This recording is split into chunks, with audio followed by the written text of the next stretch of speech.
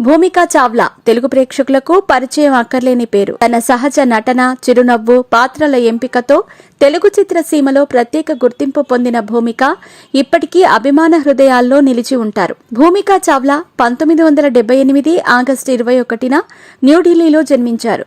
అసలు పేరు రచనా చావ్లా. తన కలలను సాకారం చేసుకునేందుకు మోడలింగ్తో కెరీర్ని ప్రారంభించారు. ఆ తర్వాత కొన్ని టెలివిజన్ ప్రకటనల్లో నటిస్తూ ప్రేక్షకుల దృష్టిని ఆకర్షించారు. భూమిక తన తెలుగు సినీ ప్రస్థానాన్ని 2000 సంవత్సరంలో వచ్చిన యువకుడు అనే చిత్రంతో ప్రారంభించింది. అయితే ఆమెకు నిజమైన గుర్తింపును తీసుకొచ్చిన చిత్రం 2001లో విడుదలైన ఖుషి.